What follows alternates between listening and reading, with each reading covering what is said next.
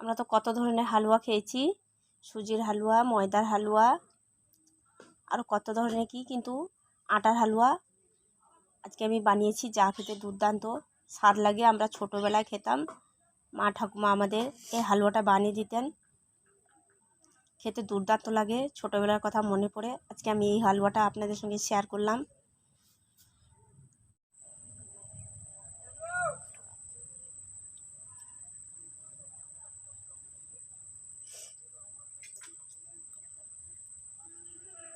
দারুণ হয়েছে হালুয়াটা, ভালো হয়েছে।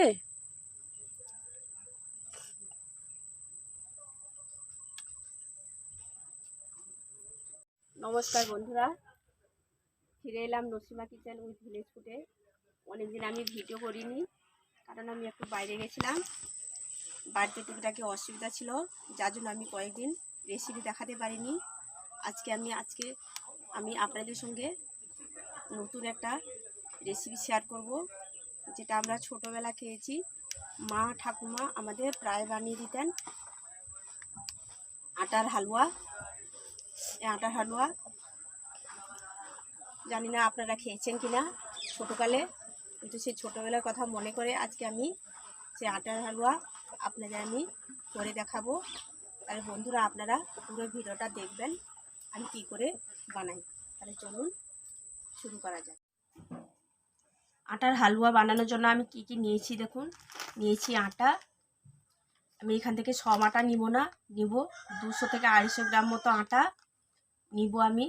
নারকেল কুচি নিয়েছি, কিশমিশ নিয়েছি, কাজু বাদাম নিয়েছি, চিনি নিয়েছি ঘি।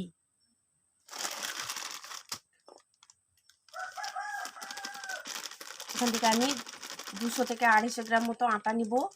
আটার আজকে আমি হালুয়া বানিয়ে দেখাবো।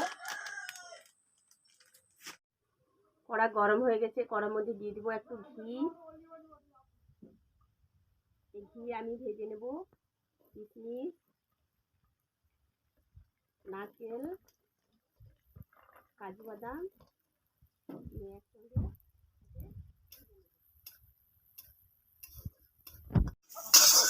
বাদাম, কিশমিশ, কাজু বাদাম আমার ভাজা হয়ে গেল, এগুলোকে আমি তুলে নেব।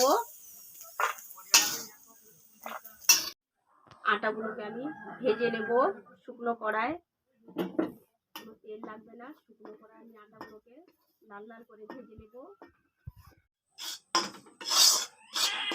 আটাটাকে খুব কম আঁচে ভাজতে হবে, কারণ আমি কোনো তেল বা ঘি দিয়ে ভাজিনি, শুকনো কড়ায় ভাজছি। আর একটু লাল করব।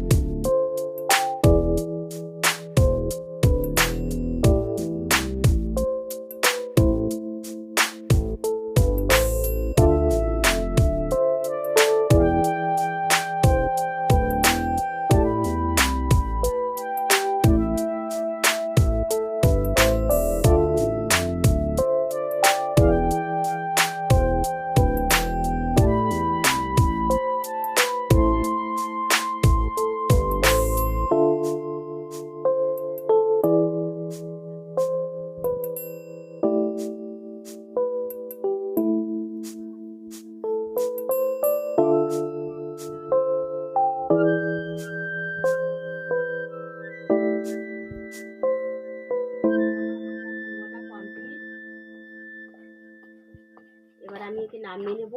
বেশি একটা টাইম যায় না, খুব কম টাইমের ভিতরে এই হালুয়াটা বানানো যায়। আপনারা অবশ্যই এটা ট্রাই করবেন।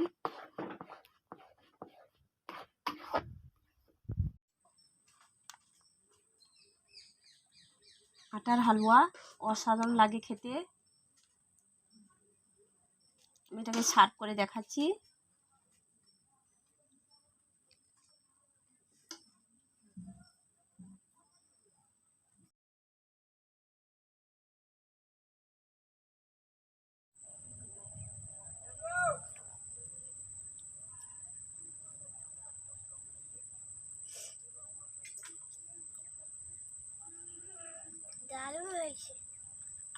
হালুয়াটা।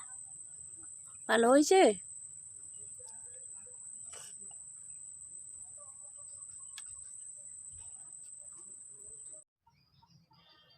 এটা আমি খেয়ে দেখাবো।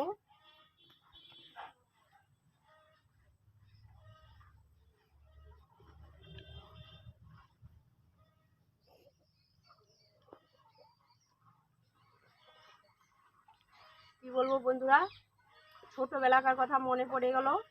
ছোটবেলায় এই হালুয়াটা সবসময় প্রায় খেতাম, মা ঠাকুমা বানিয়ে দিতেন। দারুণ হয়েছে। আমার মেয়েকে দেখাবো, খেতে দিব।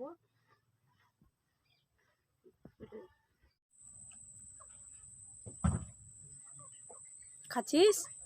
খা। তাহলে বন্ধুরা, আপনারা যদি নতুন হন আমার চ্যানেলটাকে সাবস্ক্রাইব করবেন, পাশে থাকা বেল আইকনটা প্রেস করবেন, লাইক করবেন এবং শেয়ার করবেন, যাতে করে আমি নতুন নতুন রেসিপি আপনাদের দেখাতে পারি। সুস্থ থাকবেন, ভালো থাকবেন।